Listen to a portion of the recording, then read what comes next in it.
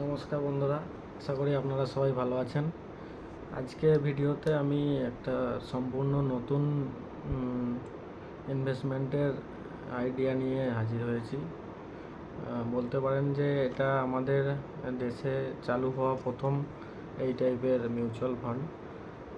তবে ভিডিওটা শুরু করার আগে আমি কিছু রিক্যাপ করে দিতে চাই। যেমন আমার আগের ভিডিওতে আমি বলেছিলাম যে মিউচুয়াল ফান্ডে দু টাইপের মিউচুয়াল ফান্ডে আমরা ইনভেস্ট করতে পারি। এক হচ্ছে যে রেগুলার বেসিসে যেটা আমরা করি, মানে সনাতন টাইপের, যেমন যেগুলোকে বলা হয় অ্যাক্টিভলি ম্যানেজ মিউচুয়াল ফান্ড।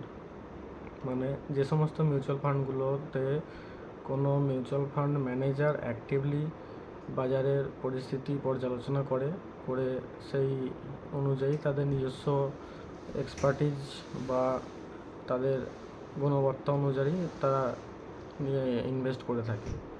আর একটা টাইপের ইনভেস্টমেন্ট প্রসেস হচ্ছে যে passively manage index mutual fund বা ইন্ডেক্স ফান্ড, যাতে কি হয় না, এর জন্য কোনো আলাদা করে মিউচুয়াল ফান্ড ম্যানেজারকে ইনভলভ করতে হয় না, কারণ এইটা ডাইরেক্ট ইন্ডেক্সের ওঠানামার উপরে নির্ভর করে।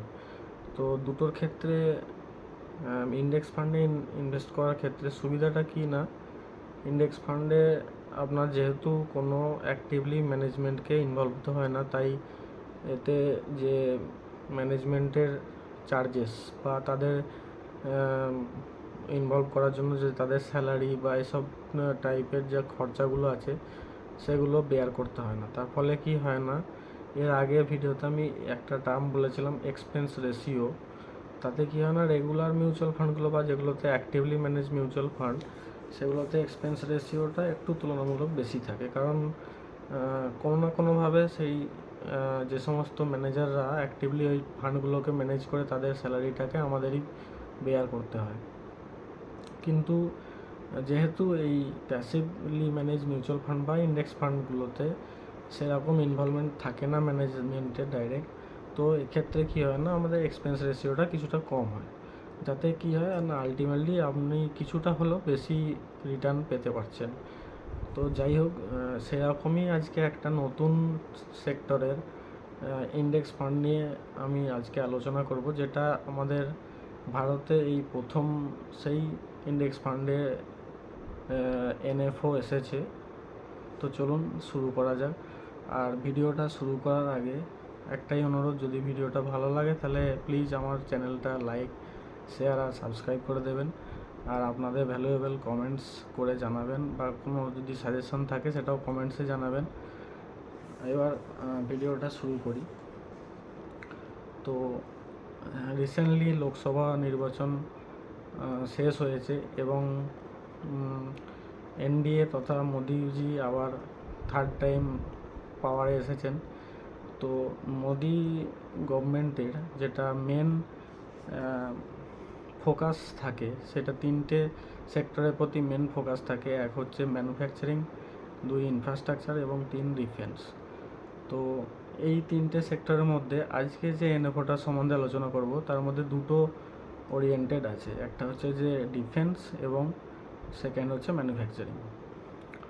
এবার বুঝতেই পারছেন নিশ্চয়ই আমি কোন মিউচুয়াল ফান্ডের কথা বলতে চলেছি। হ্যাঁ, অবশ্যই ইন্ডিয়াতে প্রথমবার মতিলাল ওসওয়াল নিয়ে এসেছেন যে ডিফেন্স সেক্টরের ইন্ডেক্স ফান্ড। তো এটার এই এনএফও এখন চলছে। এনএফও মানে যেটা ফার্স্ট টাইম লঞ্চ হওয়ার আগে কিছুদিন একটা ফিক্সড ন্যাভেতে একটা অফার ফর সেল দেওয়া হয়। তো মিউচুয়াল ফান্ডটার নাম হচ্ছে Motilal Oswal Nifty India defence index fund. এটার এনএফও শুরু হয়েছে 13ই জুন থেকে এবং চলবে 24শে জুন পর্যন্ত। এই টাইম পিরিয়ডের মধ্যে আপনারা এর মধ্যে ইনভেস্ট করতে পারেন বা এনএফও অ্যাপ্লাই করতে পারেন। এনএফও অ্যাপ্লাই করার একটা সুবিধা থাকে যে এতে ফিক্সড প্রাইস থাকে, যে ন্যাভের প্রাইস এই টাইম পিরিয়ডের মধ্যে আপনারা ইনভেস্ট করলে তাতে 10 টাকা করে পার ন্যাভ থাকে। আর এটা একটা ওপেন এন্ডেড ফান্ড, মানে আপনি যখন খুশি এন্ট্রি করতে পারেন এবং যখন খুশি বেরিয়ে যেতে পারেন। তাহলে এই হচ্ছে টোটাল ডিটেলস। আর হচ্ছে যে এতে মিনিমাম এসআইপি অ্যামাউন্ট হচ্ছে 500 টাকা থেকে শুরু, তারপর থেকে তার মাল্টিপল করে করে মানে 500x1 500x2 করে করে আপনারা ইনভেস্ট করতে পারেন। অপরদিকে লামসামও মিনিমাম 500 টাকা থেকে শুরু হচ্ছে। তো এই টাইমের মধ্যে যদি পারেন তো ইনভেস্ট করলে সুবিধা হয়। আর ডিফেন্স সেক্টরটা নিয়ে এত বেশি আলোচনা কেন করা হচ্ছে যে মোদি গভর্নমেন্টের মেন বেস থাকে যে একটা থিম চালু হয়েছে যে আত্মনির্ভর ভারত। আত্মনির্ভর ভারতটা কি না, আমরা আগে কি করতাম না ডিফেন্স সেক্টরে তাতে বিভিন্ন প্লেন, ফাইটার প্লেন বা মিসাইলস এসবের ব্যাপারে আমরা মেনলি ইম্পোর্টের উপর নির্ভর করতাম। এখন সেটাই উল্টে হয়ে গেছে না কি সমস্ত কিছু বেশিরভাগই চেষ্টা করা হচ্ছে দেশে তৈরি করা। তো এক্ষেত্রে কি আত্মনির্ভর ভারতটা একটা স্পেশাল থিম এসে গেছে, এর কারণে অবশ্যই গভর্নমেন্টের এতে কিছু ইনভেস্টমেন্ট হিউজ অ্যামাউন্ট এতে জুড়ছে। এবং এস্টিমেটেড যে 6 বছরের মধ্যে ইনভেস্টমেন্ট এতে এই সেক্টরেতে 100 থেকে 120 বিলিয়ন ডলার ইনভেস্টমেন্ট হওয়ার চান্স আছে। তো বুঝতেই পারছেন যে এই সেক্টরটা একটা হিউজ গ্রো করার স্কোপ আছে। সেই কারণে লম্বা টার্মে এই ডিফেন্স সেক্টরটা একটা বেনিফিশিয়ারি সাবিত হতে পারে। এই কারণেই আজকে এই ভিডিওটা নিয়ে আসা। আরও একটা কারণ হচ্ছে যে আপনারা যদি কিছু হলেও স্টক মার্কেটে ইনভেস্টমেন্ট বা ইনভলভমেন্ট থাকে আপনাদের, তাহলে অবশ্যই দেখে থাকবেন যে ডিফেন্স সেক্টরের যেসব স্টকগুলো আছে সেগুলো গত 2 বছর বা 3 বছরে একটা হিউজ পরিমাণ গ্রোথ করেছে এবং যথারীতি যেটা মেন ইন্ডেক্স নিফটিকে গত 5 বছর ধরে বিট করে আসছে। তার গত 5 বছরে অ্যাভারেজ সিএজিআর মানে কম্পাউন্ডেড অ্যানুয়াল গ্রোথ রেট সেটা 55%-এর কাছাকাছি আছে। মানে এটা গত 5 বছর ধরে নিফটির যে গ্রোথ আছে তাকে বিট করে আসছে। তো এটাও একটা কারণ এই সেক্টরে ইনভেস্ট করার জন্য। প্লাস আপনি আমি বা আমাদের মতো যারা ছোট ইনভেস্টার আছে তাদের ক্ষেত্রে এই ডিফেন্স সেক্টরের স্টকগুলো না এত বেড়ে গেছে। যেমন কিছু কিছু স্টক বলছি আমি, যেমন ভারত ডায়নামিক্স, যেমন হিন্দুস্তান অ্যারোনটিক্স, যেমন বেল, এগুলো ম্যাজাগন ডক, কোচিন শিপইয়ার্ড, এগুলো প্রায় এক একটা স্টক 5,000 টাকা, 4,000 টাকা, 3,000 টাকা করে। তো সেই হিসাবে ছোটো ইনভেস্টার হিসাবে আমরা কতগুলো কিনবো, সেরকম কেনার তো কোনো স্কোপই নেই, কারণ এক একটা স্টকের নিয়ে প্রায় 2-3 হাজার 5,000 টাকা করে দাম। তো মিউচুয়াল ফান্ডে সুবিধাটা এটাই, এখানে আপনি কি করছেন না আপনার স্মল অ্যামাউন্টটাকে ন্যাব যেহেতু 10 টাকা করে পাচ্ছেন, তাহলে আপনি স্মল অ্যামাউন্টে ইনভেস্টও স্টার্ট করতে পারছেন। এবং প্লাস যে অনেকটা বেড়ে যাওয়ার পরে যে একটা ডাউন হওয়ার একটা টেন্ডেন্সি থাকে। এবার বড় অ্যামাউন্টে যদি স্টক কিনে ফেলেন ডাইরেক্ট, মনে করুন 5,000 টাকা একটা এন্ট্রি মারলেন, তারপর থেকে সেটা ক্রমাগত নিচে থাকতে চলতে থাকলো। তো সেক্ষেত্রে কী হচ্ছে না, আপনি মিউচুয়াল ফান্ডে ইনভেস্ট করলে আপনি একটা এসআইপি থ্রু ইনভেস্ট করছেন, তো কীভাবে মার্কেট আপ ডাউনটা আপনি ম্যানেজ করে নিতে পারবেন। এটাও একটা কারণ এই ইন্ডেক্স ফান্ডটাতে ইনভেস্ট করার জন্য।